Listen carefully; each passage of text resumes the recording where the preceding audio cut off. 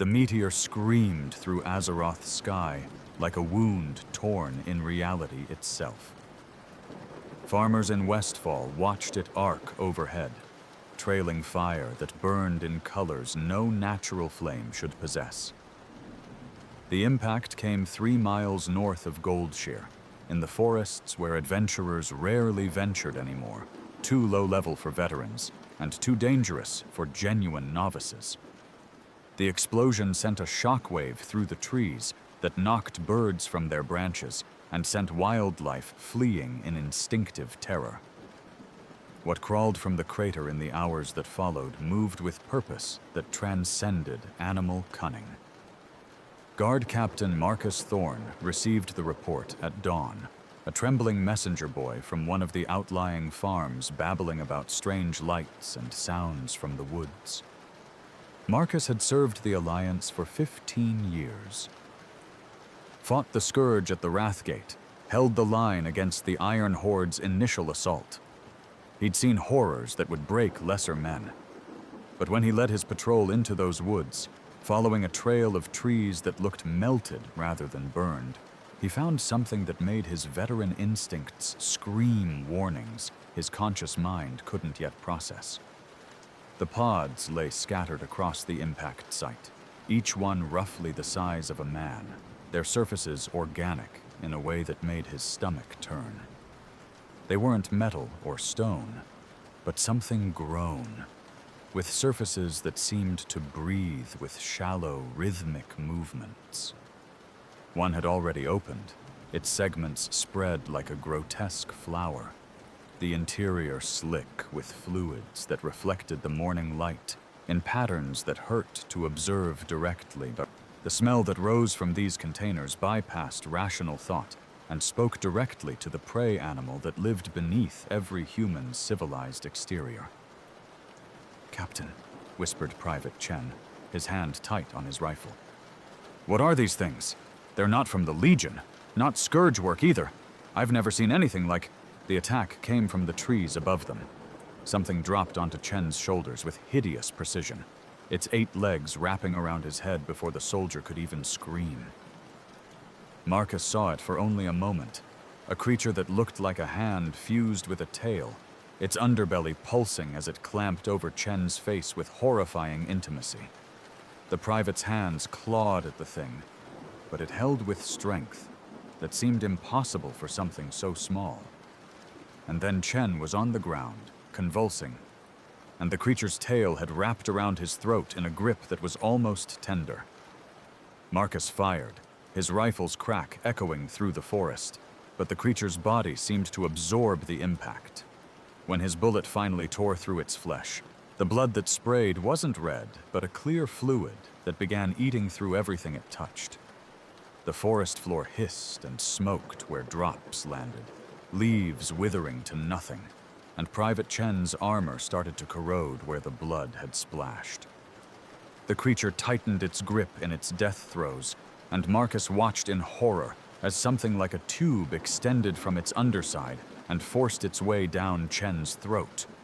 The rest of the patrol opened fire on the remaining pods, their weapons roaring in the dawn stillness, but Marcus knew they'd already failed.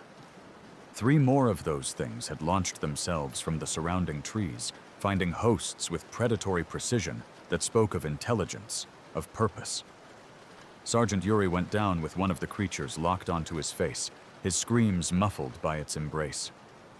Corporal Dawnstrider, a Sindore who'd joined the Alliance after Silvermoon's near destruction, managed to kill hers with a blast of fire magic, but the acidic blood ate through her robes and the flesh beneath, and she was screaming as Marcus dragged her back toward Goldshire. They reached the town with 4 soldiers lost, and Dawnstrider dying despite the priest's best efforts. The acid had reached her lungs, they said, corrupted tissue in ways that holy light couldn't fully heal. She died at noon. Gasping words in Thalassian that Marcus didn't understand, but whose tone conveyed pure terror. They burned her body immediately, as protocol demanded for unknown contamination, but Marcus made sure to send riders to Stormwind, to the Mage's Quarter where the real experts dwelt. Something had come to Azeroth that defied his experience, and his instincts said they needed to understand it before more people died. But understanding would come too late. In the forests north of Goldshire, Private Chen's eyes snapped open 6 hours after the attack. His chest rose and fell with breathing that seemed normal, human, but something was wrong with the rhythm. Too measured, too mechanical. The creature that had embraced his face had long since died and fallen away, its purpose complete. But the legacy it left behind was growing in the darkness of Chen's chest cavity with horrifying speed. 20 hours after the initial attack, Chen sat up in the medical tent where they'd placed him for observation. The priests on duty saw his movement and approached with smiles of relief, praising the light for another soul saved from darkness. They didn't notice the way his hands trembled, or how his breathing had become rapid and shallow, or the way he kept touching his chest as if something inside was trying to force its way out. When the moment came, it was sudden and absolute. Chen's sternum exploded outward in a spray of blood and bone fragments, and the thing that emerged moved with fluid grace that seemed to mock the human form it had violated. It was small, no larger than a dog, but its movements spoke of predatory intelligence that transcended animal behavior. The elongated skull, even in this juvenile form, gleamed like polished obsidian, and its body was a marriage of biological efficiency and mechanical precision. The inner jaw shot forward and punched through the first priest's throat before the man could even channel the light. And then it was moving through the tent with liquid speed. Each kill precise and calculated to cause maximum disruption. By the time Marcus reached the medical tent, 3 more were dead, and the creature was gone. Disappeared into the shadows between buildings with intelligence that suggested it understood human settlement patterns, knew how to use darkness and chaos to its advantage. The captain stared at Chen's corpse, at the hole torn through his chest from the inside, and felt something cold settle in his stomach. This was no demon invasion, no Scourge assault. This was something that turned reproduction itself into warfare, that used living bodies as weapons factories. He sent another messenger to Stormwind, this one riding as if all the demons of the Burning Legion pursued him. The message was simple. Unknown Xenos threat. Converts hosts. Reproduces through parasitic infection. Request immediate assistance from SI-7 and Kirin Tor. But in Stormwind's throne room, King Anduin Rin was dealing with reports of similar incidents from across the kingdom. A meteor had struck near Darkshire, in Duskwood. Another had impacted in the Red Ridge Mountains. A third had been spotted falling toward Westfall's coast. And from each site came the same reports. Strange pods. Creatures that attacked with surgical precision. Victims who died with their chests burst open from within.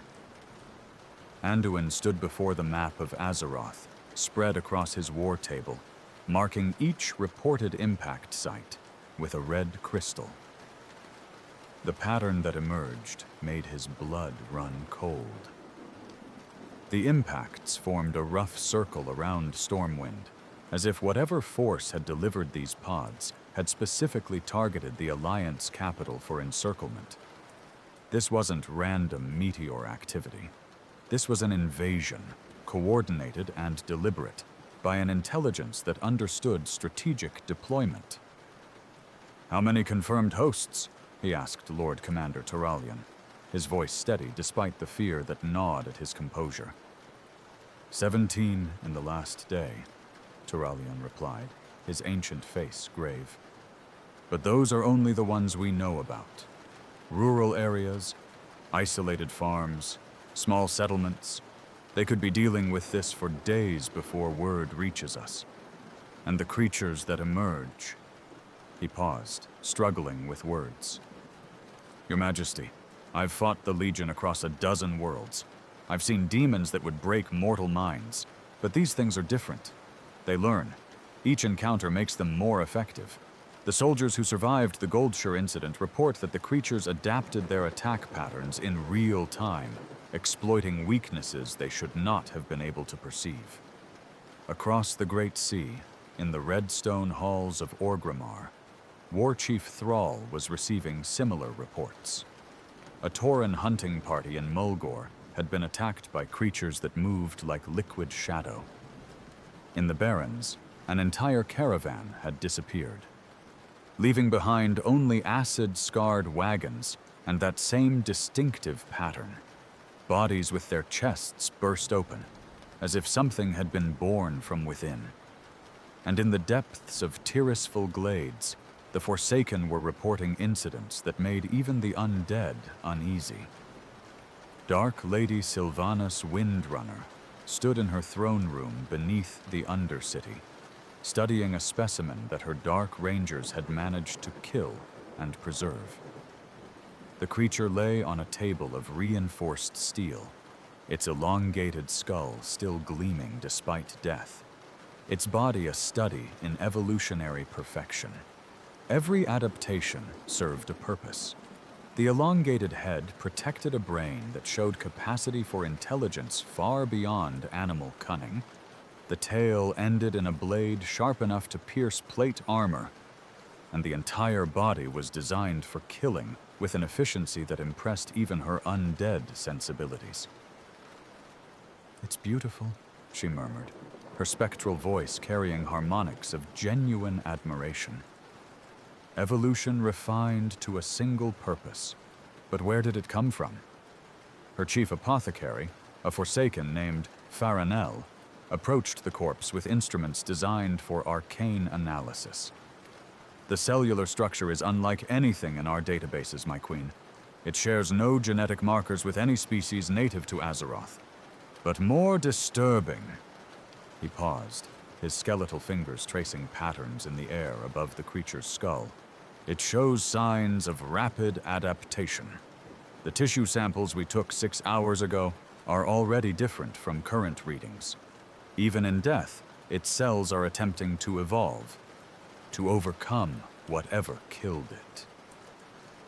Sylvanas felt something she rarely experienced anymore: genuine concern.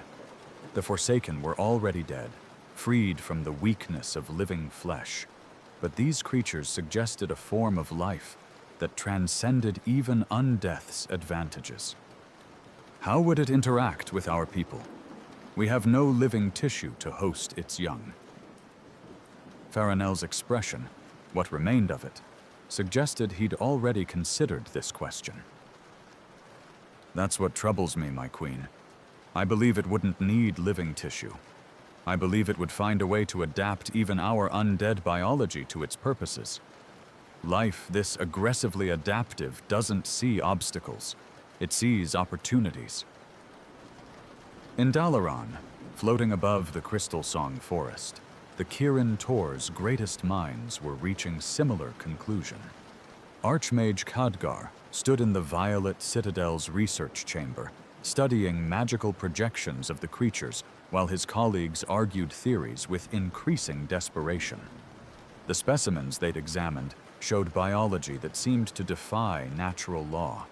Cells that could adapt to any environment, survive any toxin, overcome any obstacle through rapid evolutionary mutation. "It's not magic," insisted Archmage Ansiram Runeweaver, his aged hands trembling as he gestured at the projections. "There's no arcane signature, no fell corruption, no void taint. This is purely biological, but biology that operates on principles we don't understand. How can cells evolve in real time? How can genetic memory be passed from parent to offspring in a single generation?" Khadgar's response was quiet. but it carried the weight of someone who'd seen the universe's deepest secrets. Because they're not from our universe's evolutionary tree, these creatures represent billions of years of evolution in an environment we can't imagine, refined toward a single purpose: propagation through predation. They don't need magic because they've achieved through biology what we accomplish through the arcane. A younger mage named Jaina Proudmoore stepped forward, her frost magic unconsciously creating icy patterns in the air as her stress manifested. Then how do we fight them? If they can adapt to any threat, learn from every encounter, and reproduce through any host, what defense do we have? The question hung in the air like a death sentence, because none of them had an answer. And in that moment of silence, a message arrived via portal from Ironforge.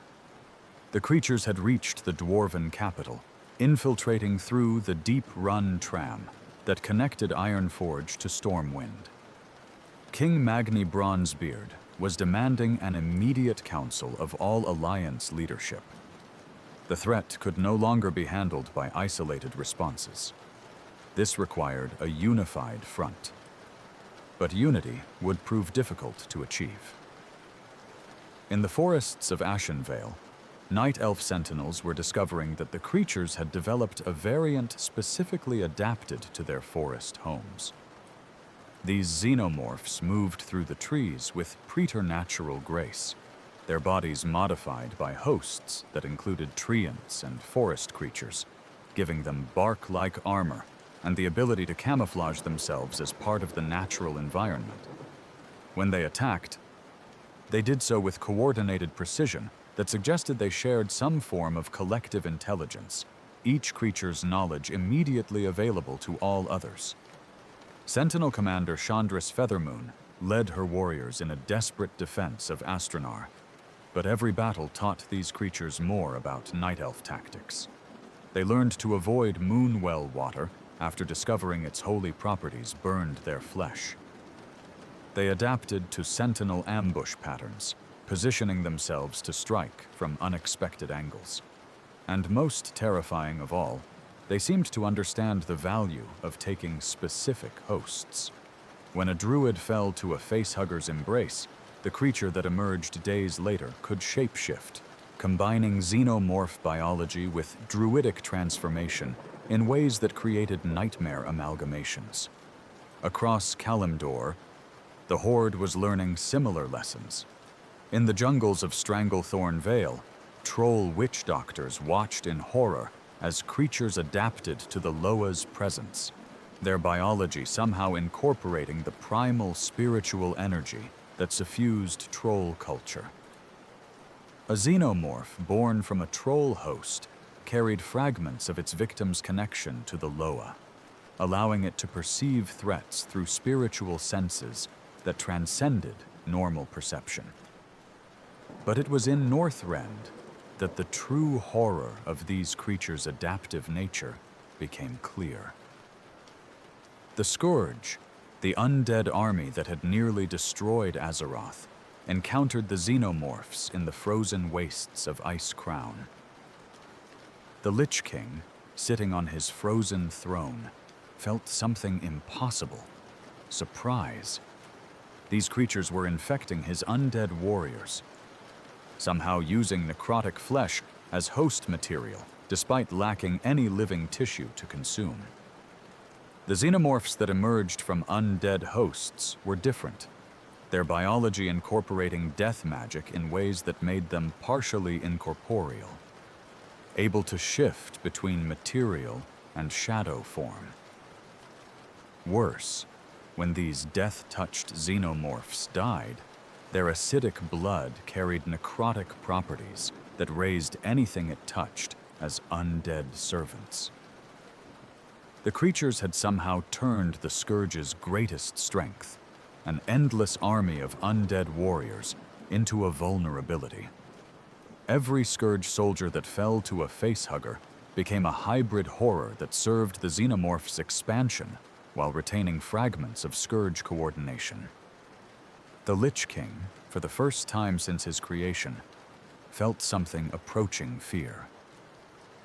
His Death Knights reported that the creatures were learning to navigate Ice Crown's frozen passages, adapting to the extreme cold with biological antifreeze in their blood, developing resistance to frost magic through exposure. And they were breeding, establishing hives in the deepest caverns of Northrend, where even the Scourge rarely ventured.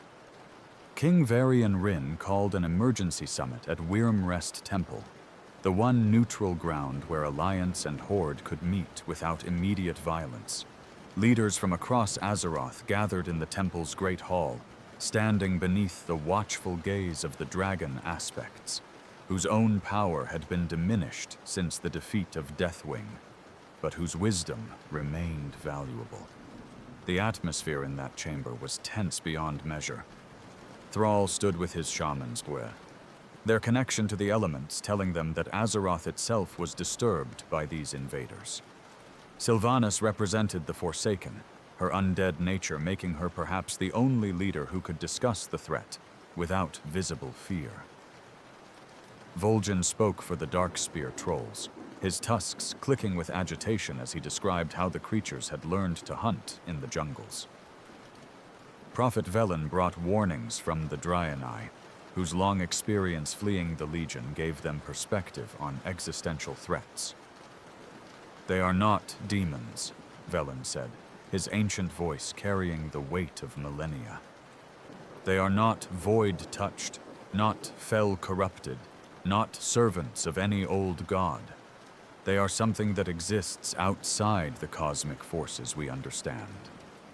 And that makes them potentially more dangerous than any threat we've faced, because our usual weapons, the light, the arcane, even the void, they simply adapt to these forces and incorporate them into their biology." Alexstrasza, the Lifebinder, greatest of the Red Dragons, descended into the chamber with a presence that demanded attention. "I have sensed these creatures across Azeroth," she said, her voice resonant with power that still spoke of ages when dragons shaped the world. "They corrupt the natural order, not through magic, but through biology, so aggressive it overrides the patterns I helped establish when the world was young.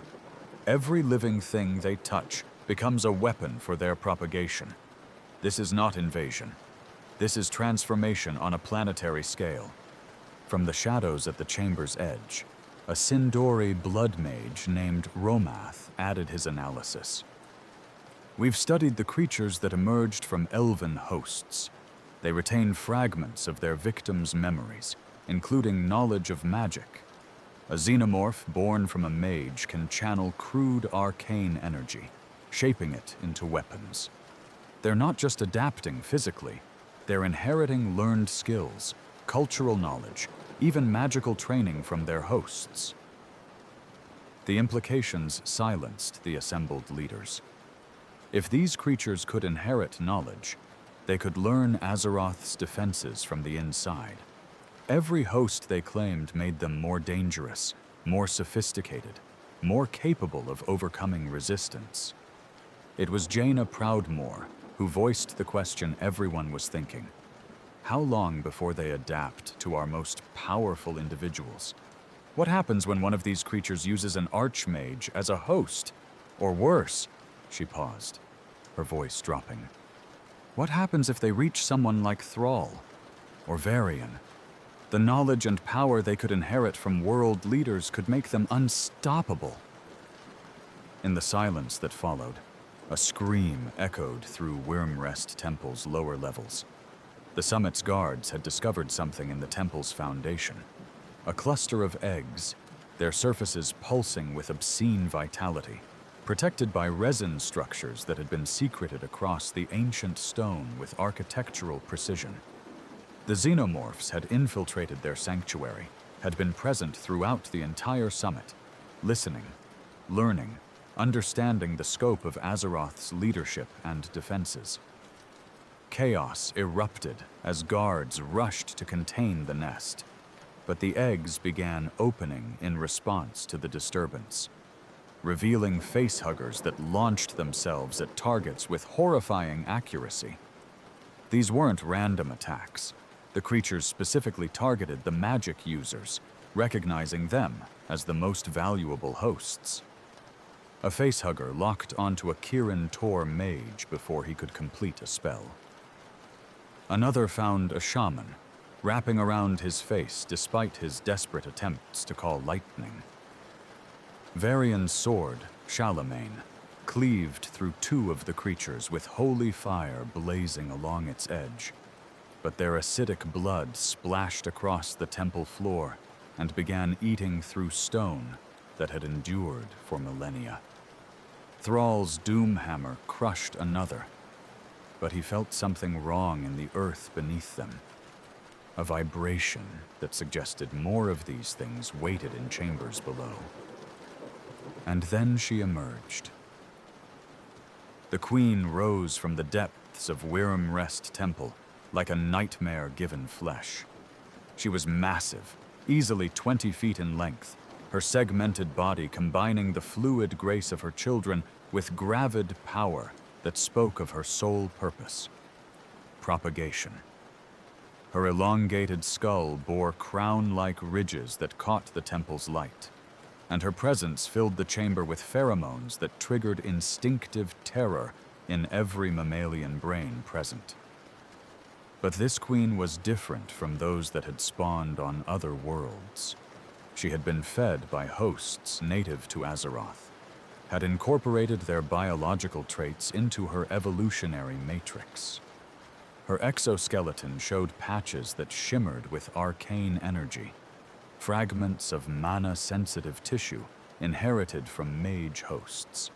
Her tail's blade gleamed with what looked like frost magic's signature shimmer, adapted from a winter mage who'd fallen to her children. She was evolution incorporating Azeroth's magical nature into the Xenomorph template, creating something that transcended both sources. The Queen's awareness fixed on the assembled leaders with predatory intelligence that went beyond animal cunning. When she opened her mouth, the sound that emerged bypassed normal hearing and resonated directly in the bone. But beneath that alien vocalization, those with magical sensitivity could hear something else: stolen words, fragments of memories absorbed from consumed hosts, trying to form communication. Power. The Queen's voice was a harmonious blend of clicks, hisses, and stolen human inflection. Magic, hosts, perfect, improve, adapt. The revelation struck the chamber like a physical blow. These creatures weren't just mindless predators. They possessed intelligence sophisticated enough to understand language, to recognize the value of magical hosts, to communicate intent. The Queen wasn't just hunting. She was negotiating, in her own horrific way, making them understand that resistance was adaptation fuel, that every defense they raised would only teach her children how to overcome it. Alexstrasza moved to engage the Queen directly, her draconic power manifesting in flames that should have reduced any biological entity to ash. But the Queen's movement was liquid and precise, her biology already adapted to extreme temperatures through exposure to fire mages and the natural volcanism of Azeroth's unstable geology. She took the dragon's fire and merely hissed, her exoskeleton showing scorch marks that were already healing, cells mutating to provide increased heat resistance. The Queen's tail lashed out with shocking speed, the blade at its tip coated in what looked like shadow magic, adapted from a warlock host. It struck Alexstrasza's scaled hide and actually penetrated, drawing divine blood that burned the temple floor where it fell. The Lifebinder roared in pain and surprise. Nothing should have been able to pierce dragon scales so easily, but this creature had incorporated magical cutting force into its biological weapons. Thrall channeled the elements, calling storms that should have torn the Queen apart with wind and lightning. But she moved through his assault with horrifying grace, her body somehow grounding the electrical energy through adaptations that suggested she'd already consumed hosts with shamanic training. The wind couldn't grip her properly, as if her form naturally slipped through air currents. Varian and Sylvanas attacked in concert, holy and shadow working in rare harmony. But the Queen had already learned from observing their forces. She knew how Alliance warriors fought, understood Forsaken tactics, and her children poured from the temple's depths to protect her, creating a living barrier of xenomorph warriors that had adapted to Azeroth's various ecosystems. The battle that followed was brutal and desperate. Champions who'd defeated old gods and demon lords found themselves struggling against creatures that learned from every wound inflicted, that adapted their tactics in real time, that coordinated with precision, suggesting a hive mind more sophisticated than anything Azeroth had produced. And through it all, the Queen watched. Her alien intelligence processing everything, learning, evolving. In the chaos of battle, Jaina noticed something crucial. The Queen's attention kept returning to specific individuals: Thrall, Varian, Velen, herself. The creature was prioritizing targets, recognizing the most powerful magic users and leaders as the most valuable hosts. She was hunting deliberately, with purpose that transcended simple predation. She was building an army that would inherit Azeroth's greatest powers. "She's targeting us specifically," Jaina shouted over the sounds of combat. "She wants our knowledge, our power, if she gets what she wants." A xenomorph warrior interrupted her warning, its elongated skull lowering as it charged with disturbing intelligence. This one had been born from a priest, and Jaina could see fragments of holy magic corrupting its biology in impossible ways. Its blood glowed with faint golden light, and when it shrieked, the sound carried harmonics that mimicked hymns to the light, twisted into something profane. Jaina's frost magic froze it solid, but the creature's adaptation was already working. She could see its cells mutating inside the ice, developing anti-freeze proteins that would let the next generation resist her powers. They were learning from every spell cast, every weapon used, every tactic employed. The battle wasn't just combat, it was an education for these creatures, a crash course in how to destroy Azeroth's defenses. The summit's forces managed to push the Queen back, driving her and her children deeper into Wyrmrest Temple's foundation. But it was a Pyrrhic victory. They'd killed dozens of the creatures, but at terrible cost. 3 mages had been implanted with facehuggers, their fates sealed unless they could be killed before the gestation completed. A paladin lay dying from acidic wounds that even the light couldn't fully heal. And worst of all, they now knew these creatures could infiltrate anywhere, establish hives in places that should have been secure, and coordinate assaults with intelligence that rivaled military generals. As the survivors regrouped, trying to assess their situation, reports began filtering in from across Azeroth. The creatures were establishing hives in every major region. In Blackrock Mountain, they'd infested the dark iron dwarf territories, breeding in the volcanic heat and incorporating fire resistance into their biology. In Silithus, they'd encountered the remains of old god corruption and somehow assimilated void-touched tissue, creating variants that could phase between dimensions. But the most disturbing report came from Outland, the shattered remains of Draenor floating in the twisting nether. A xenomorph pod had somehow survived the journey through the dark portal, and the creatures that now bred in that dimension had been exposed to feel energy from the remnants of demon presence. The xenomorphs emerging from those hives glowed with sickly green light, their blood carrying feel corruption that tainted everything it touched, and they'd developed the ability to sense magic across dimensional barriers. The implications were staggering. These creatures weren't limited to Azeroth. they could spread through portals, infest other worlds, other dimensions. If they reached the Emerald Dream or the Shadowlands, they could corrupt the fundamental planes of existence that underpinned reality itself. This wasn't just an invasion. It was a cancer spreading through the fabric of the cosmos.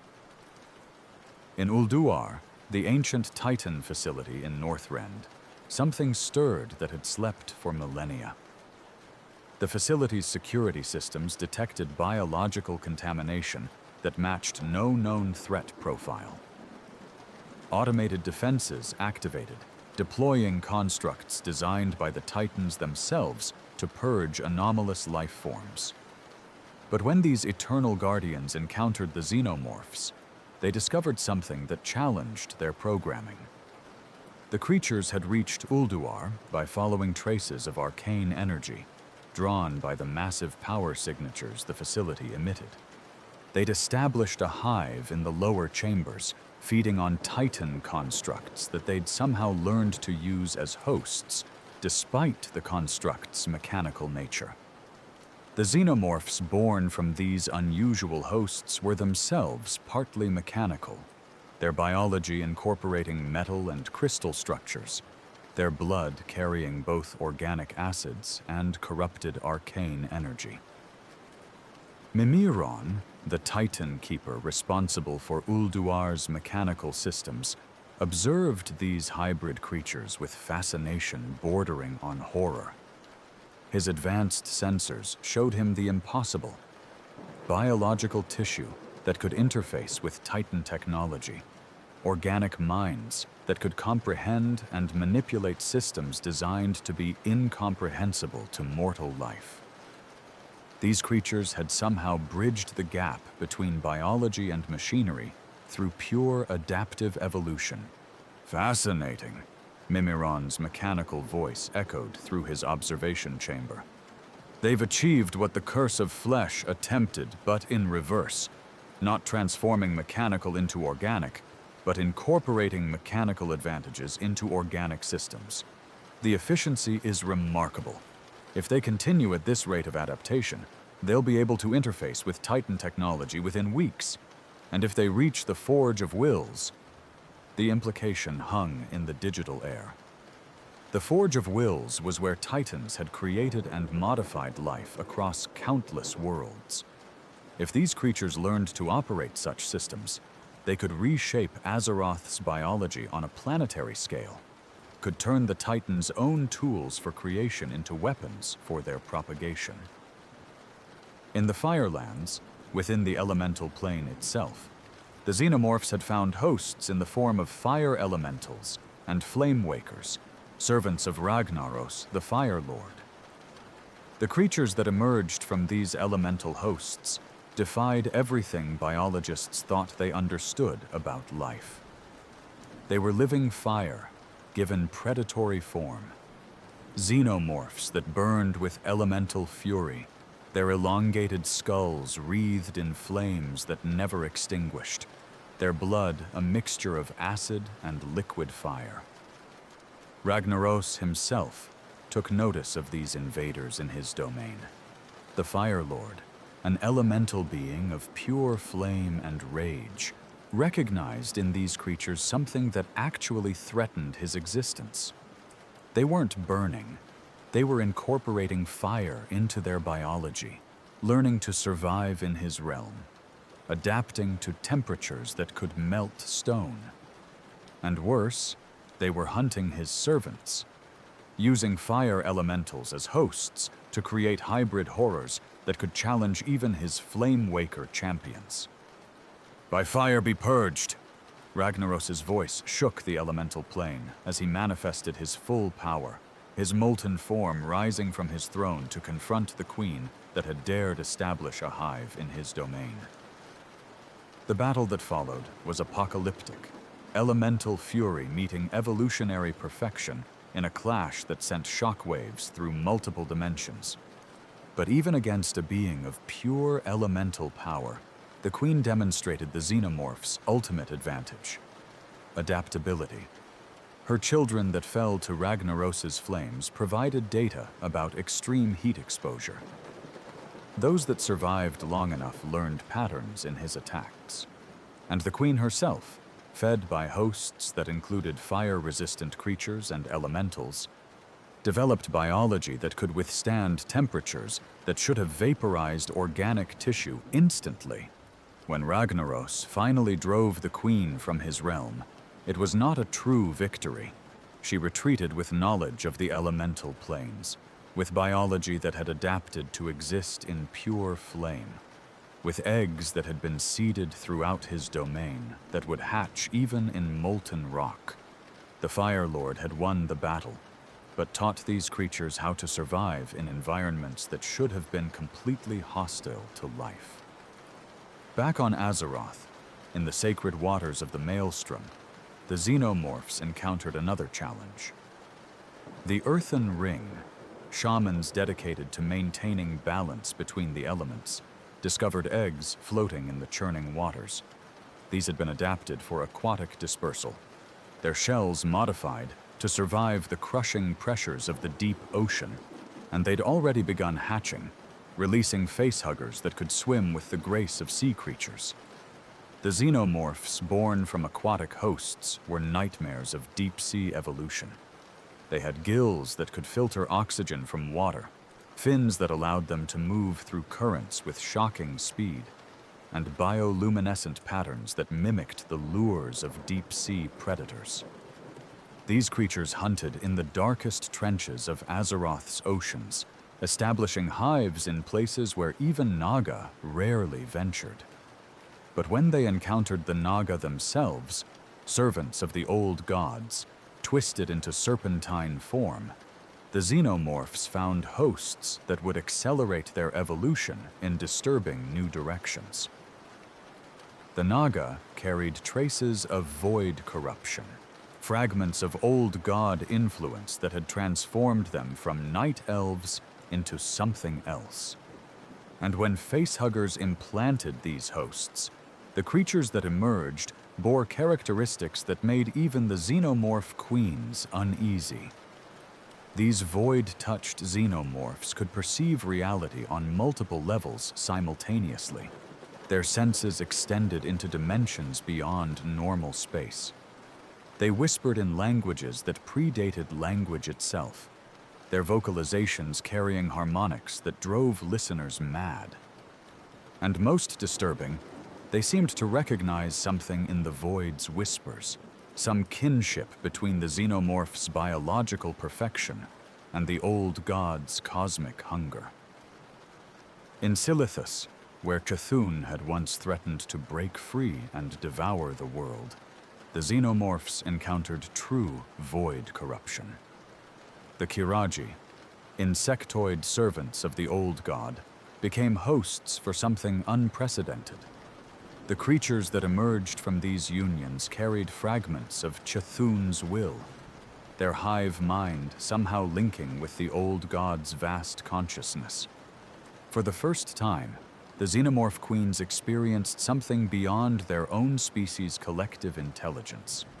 They touched the edges of Cthulhu's dreaming mind and found recognition there, another species dedicated to propagation through consumption.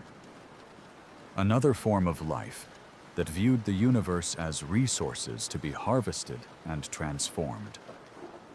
The old god's influence began corrupting the Xenomorph hive mind, introducing concepts like worship and cosmic destiny that biological imperatives alone could never create.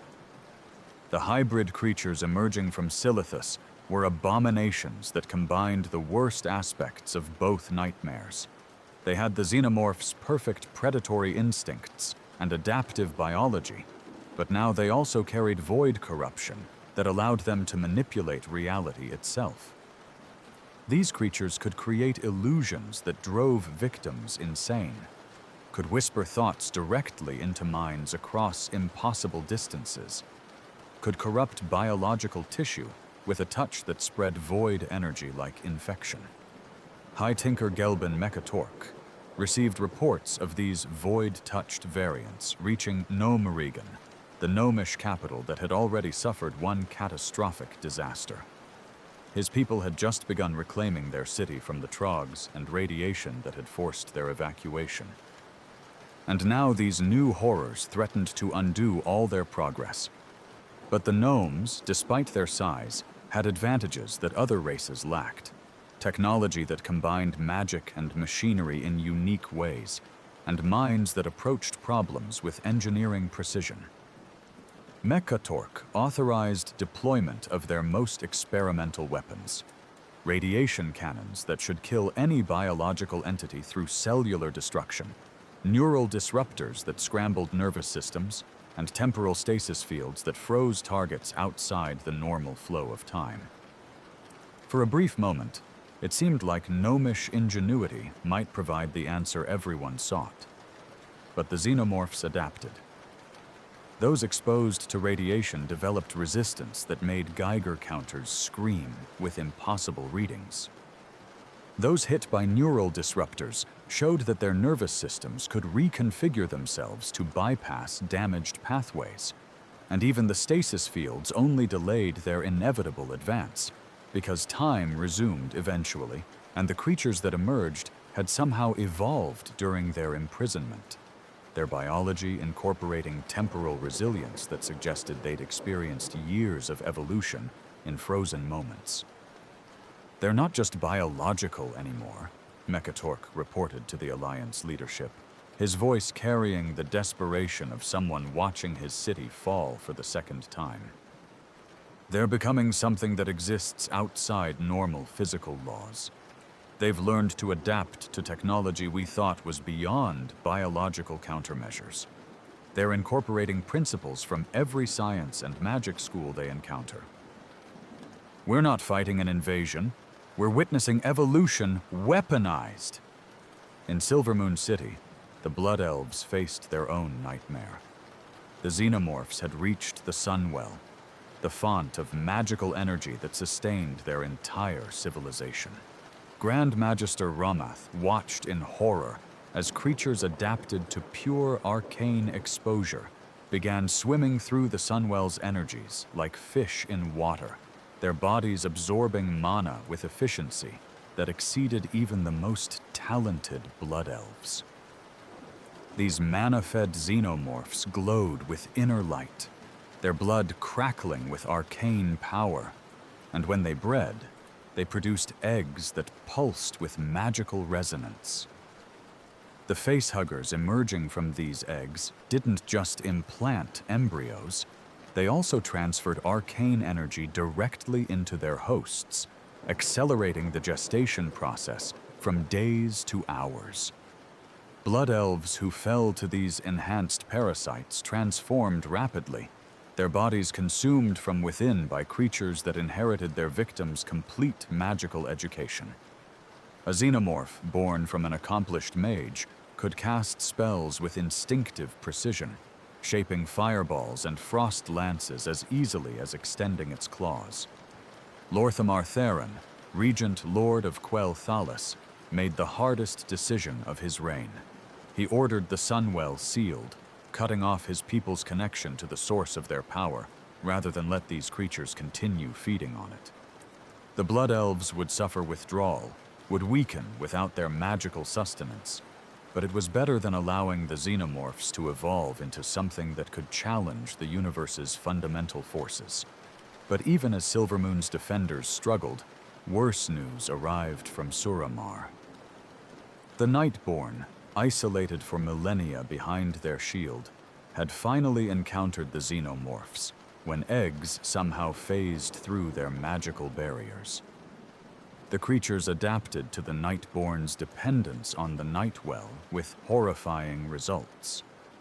They became addicted to arcane energy themselves, but in ways that made them more dangerous rather than dependent. These addiction-driven xenomorphs hunted with desperate ferocity, seeking magical sources with single-minded determination. They learned to drain mana from living victims, killing through energy depletion rather than physical trauma. and when they encountered the Nightborn's Shaldore, the withered husks of elves driven mad by arcane withdrawal, they found hosts so corrupted that the resulting hybrids defied all classification. Creatures part xenomorph, part magical abomination, entirely nightmare. First Arcanist Thalisra sent warnings through every magical network she could access. Do not let them reach sources of concentrated power. Do not let them learn how to manipulate ley lines. If they gain control of Azeroth's magical infrastructure, they'll be able to spread their eggs through the very fabric of reality itself. But her warning came too late. In Zuldazar, the Zandalari Empire's capital, Xenomorphs had already reached the sacred pyramids where Loa manifested in the physical world.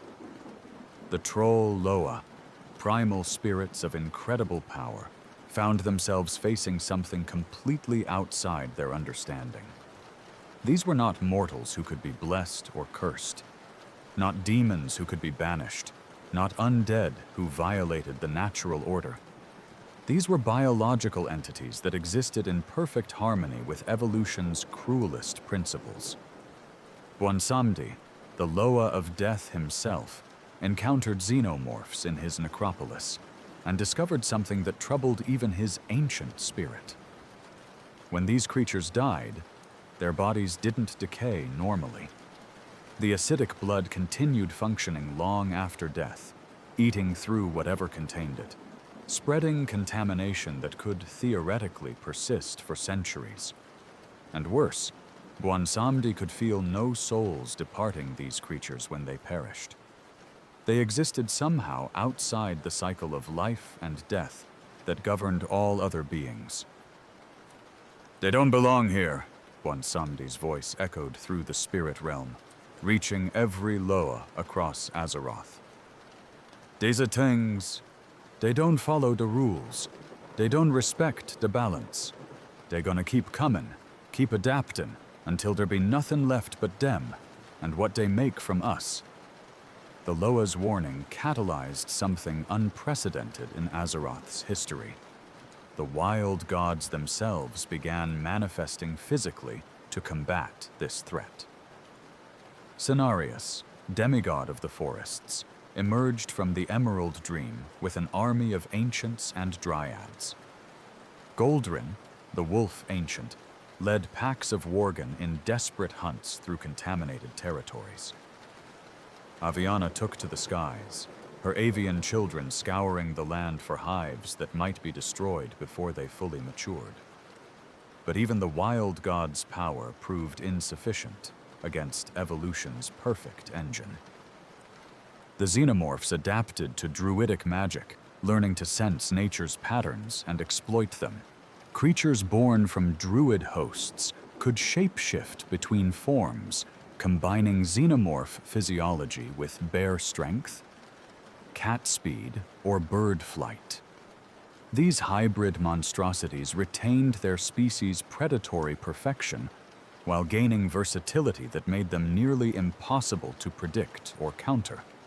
Cenarius himself fell to a coordinated assault by dozens of these druid xenomorphs in the forests of Valshara. The ancient demigod fought with all the fury of nature incarnate. But the creatures had learned his patterns from watching other druids, had adapted to his magic through exposure to countless nature spells, and they struck with precision that suggested they understood not just his tactics, but his very nature. When Cenarius fell, his body didn't die in the traditional sense. It was consumed, transformed, or used as host for something that would haunt nightmares for generations to come. The creature that emerged from Cenarius's corruption was beyond classification. It retained fragments of the demigod's power over nature. But now that power served the xenomorph's purposes.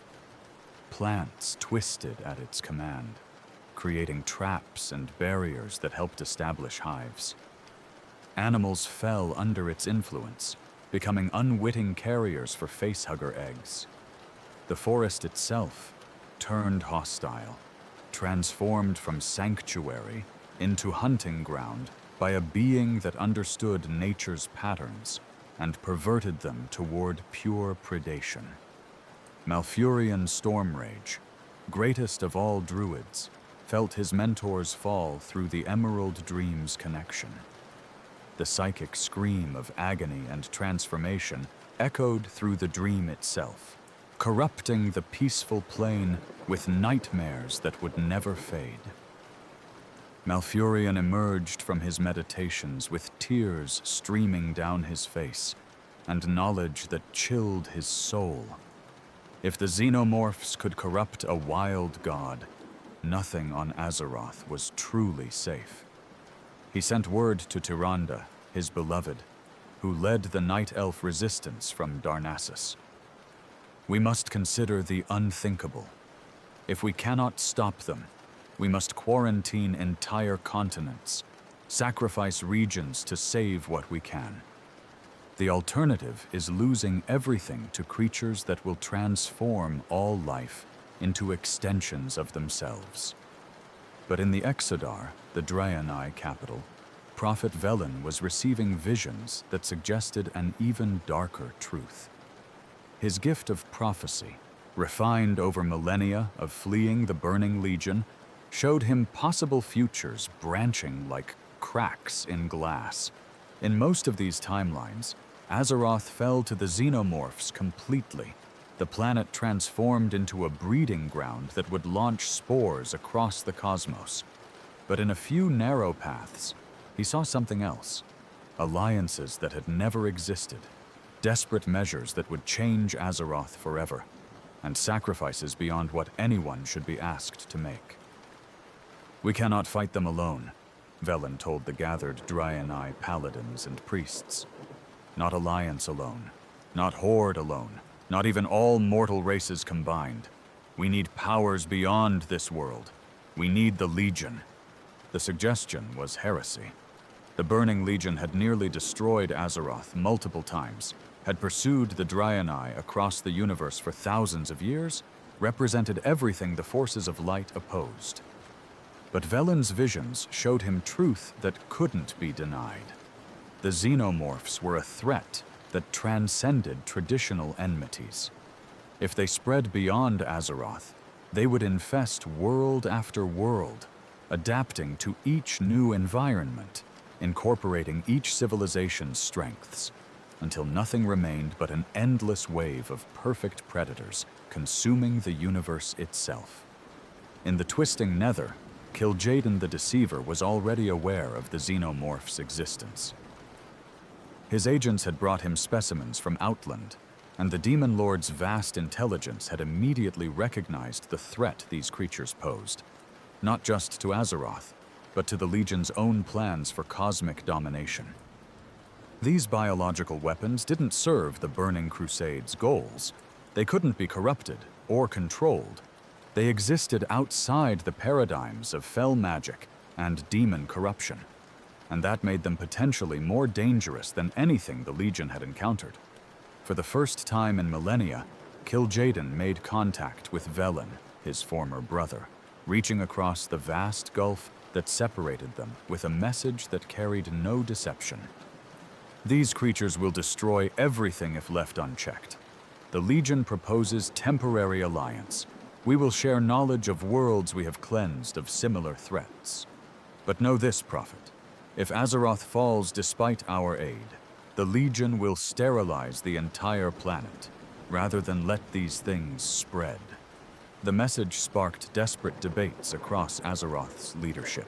Alliance and Horde had finally achieved fragile cooperation against the Xenomorph threat, but allying with the Legion was asking mortals to make peace with their oldest enemy. Anduin argued for accepting any help that might save lives. Varian refused to trust demons under any circumstances. Thrall counseled cautious engagement. Sylvanas pointed out that the Forsaken had already made morally ambiguous choices for survival. This was just one more. While leaders argued, the Xenomorphs continued their inexorable spread. In Deepholm, the elemental plane of Earth, they'd established hives in the stone itself, their biology incorporating crystalline structures that made them nearly indestructible. In Skywall, they'd adapted to exist as partially gaseous entities, xenomorphs that could disperse and reform at will.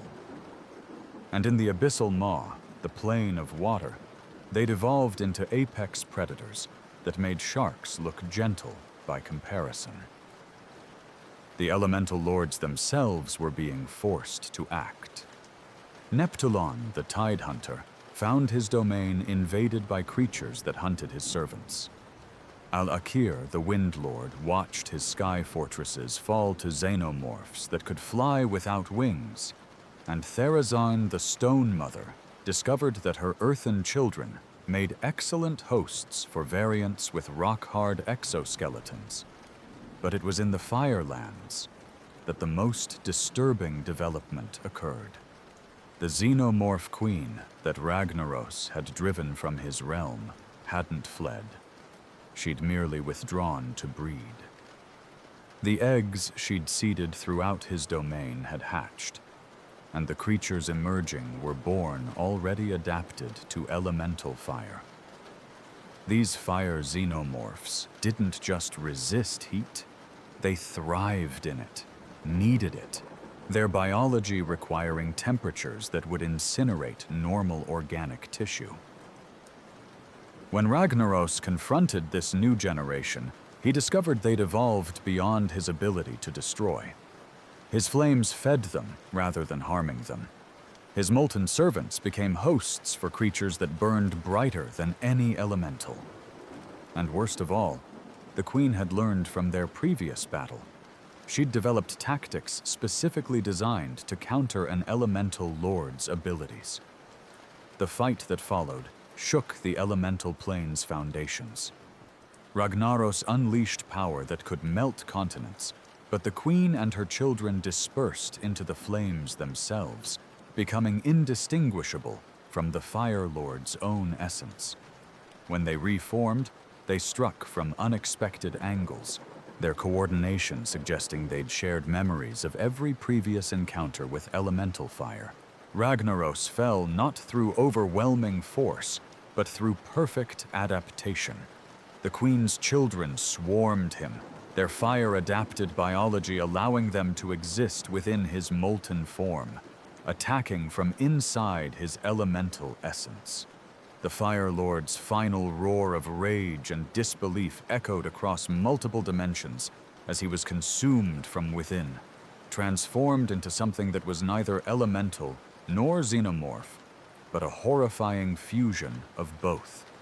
The creature that emerged from Ragnaros's destruction retained the Fire Lord's power over flame, but now served the xenomorph's imperative for propagation. It could create fire elementals that were actually disguised facehuggers, could spread its eggs through volcanic eruptions, could sense heat signatures across entire continents. The Queen had done the impossible. She'd killed and assimilated an elemental lord, incorporating his divine power into her species' evolutionary matrix. News of Ragnaros's fall sent shockwaves through Azeroth's leadership. If elemental lords could be corrupted, what chance did mortals have? The xenomorphs weren't just adapting to threats. They were consuming them, taking the powers of defeated enemies and making them weapons for further conquest.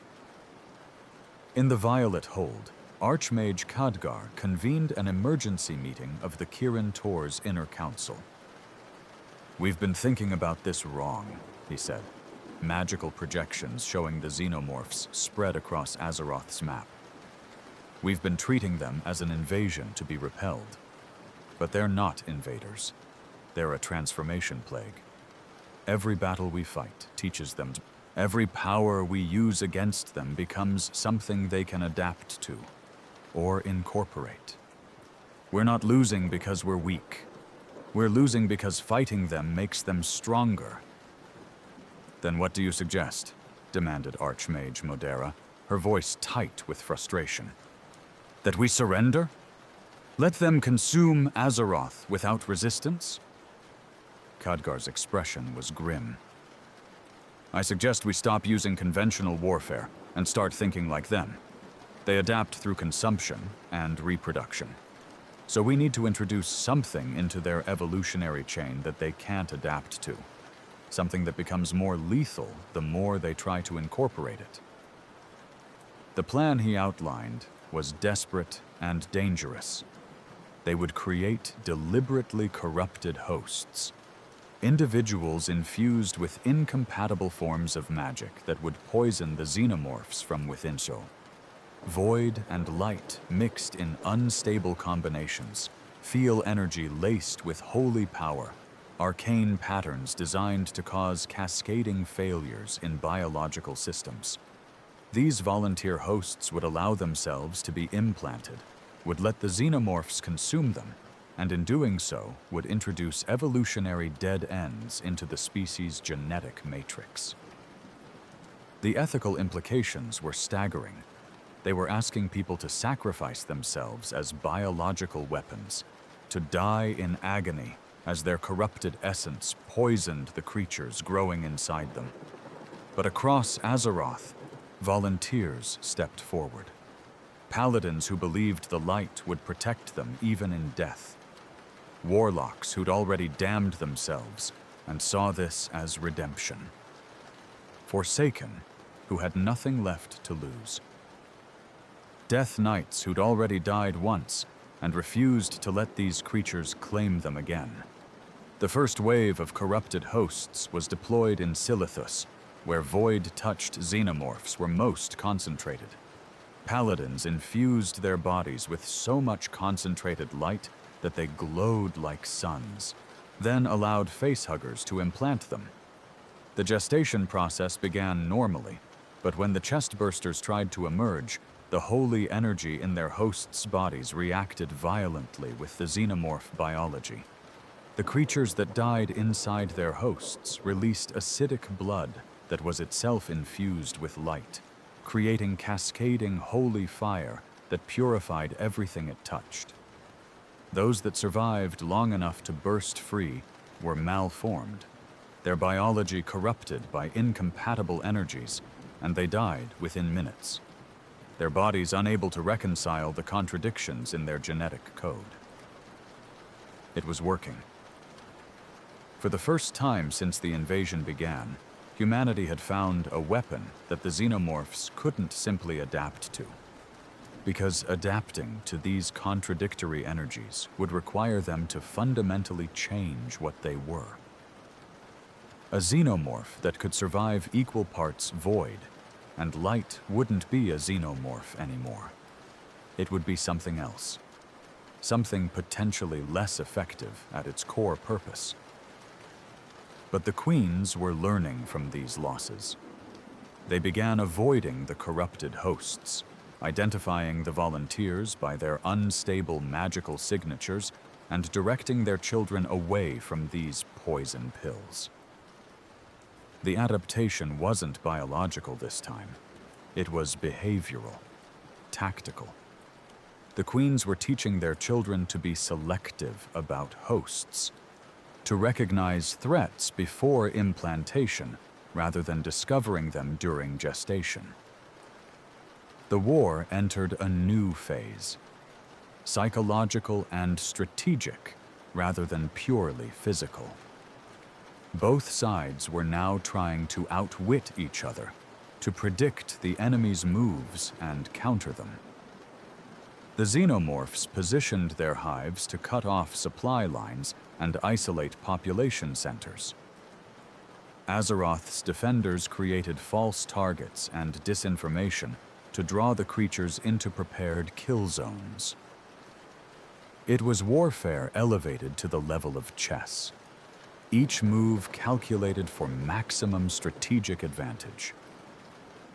In Orgrimmar, War Chief Vol'jin, Thrall had stepped down to focus on shamanic efforts against the elemental-adapted Xenomorphs, gathered his advisors to discuss intelligence they'd received from troll witch doctors. The Xenomorphs were concentrating forces around Thunder Bluff and Mulgore, suggesting they planned a major assault on the Tauren homeland.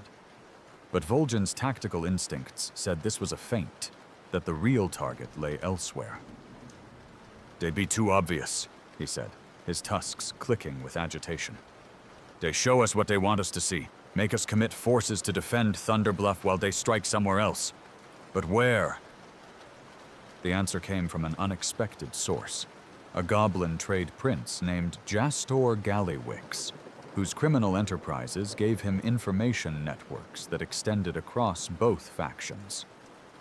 "Undercity," Gallywix said, his voice carrying the calculating tone of someone who saw profit even in apocalypse. "They're going for the Forsaken capital. Think about it. Undead hosts that don't need to breathe, don't feel pain, can operate in environments that would kill living creatures. The Queens want to create a Xenomorph variant that has all the advantages of undeath, without the weaknesses." Vol'jin saw the logic immediately.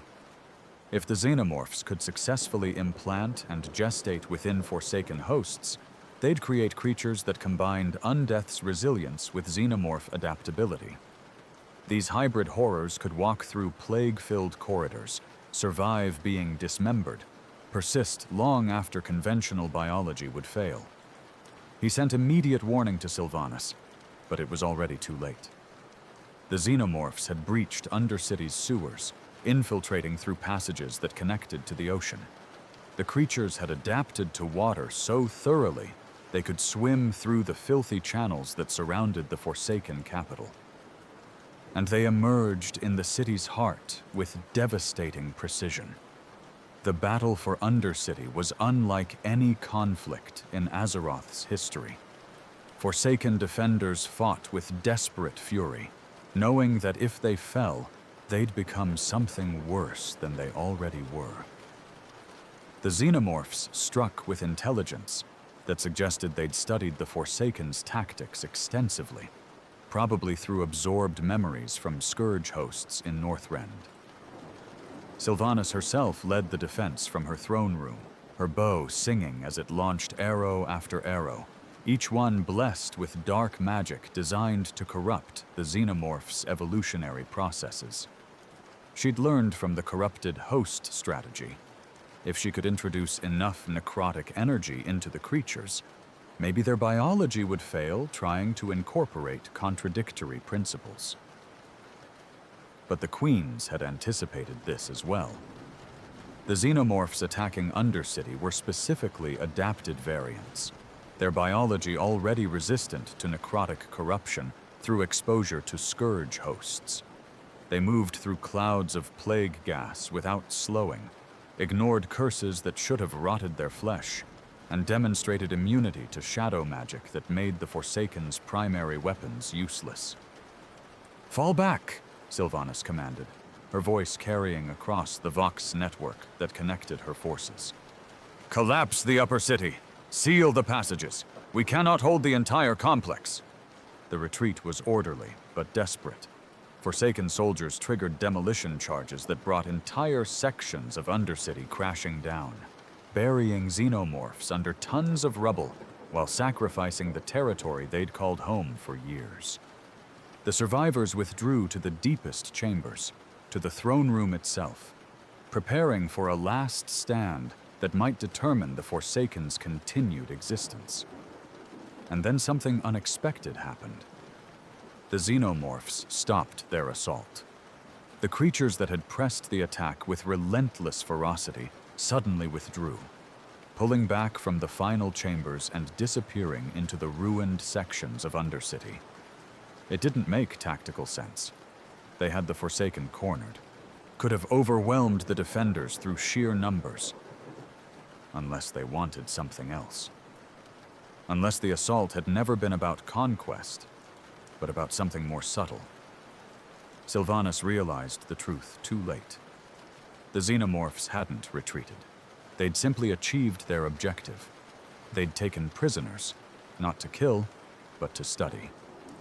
Dozens of Forsaken had been dragged away alive during the chaos, carried to hives where queens could examine undead biology at leisure, could experiment with different methods of exploitation. Within days, reports confirmed the nightmare. The Xenomorphs had successfully created variants that could use Forsaken as hosts. The gestation process was different. The chestbursters didn't need to kill their hosts, because undead physiology could survive the traumatic emergence. These Forsaken Xenomorph hybrids retained their humanoid shapes longer, could pass for normal undead from a distance, and possessed intelligence that inherited their hosts' complete memories and personalities.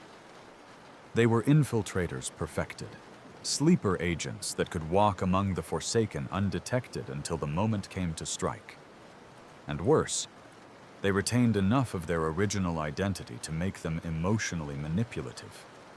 These creatures could recognize friends and family, could use relationships as weapons, could exploit bonds of trust and loyalty that made them far more dangerous than simple monsters. The discovery sent paranoia spiraling through the Forsaken ranks. How many of their own had already been compromised? How could you tell if the undead warrior fighting beside you was truly your companion, or a xenomorph wearing their face?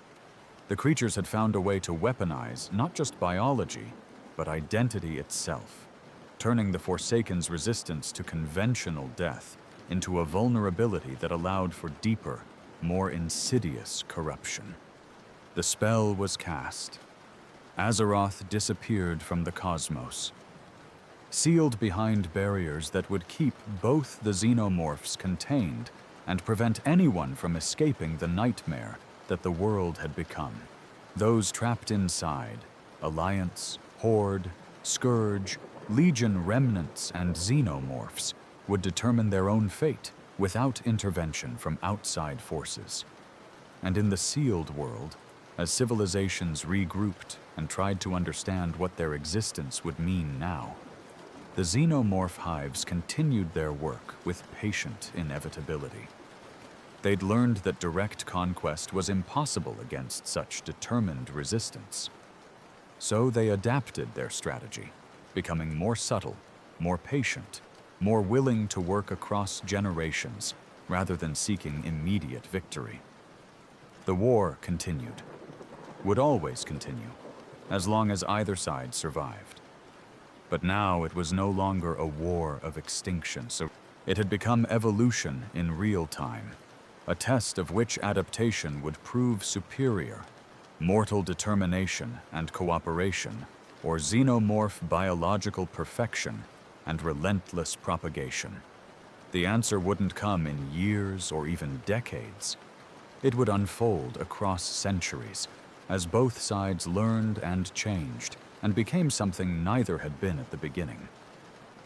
Azeroth had become something unprecedented in the cosmos, a sealed laboratory where the ultimate question would be answered: what happens when perfect predators meet prey too stubborn to accept extinction? The universe would never know the outcome, but for those trapped within, every day would provide another data point in evolution's most ambitious experiment.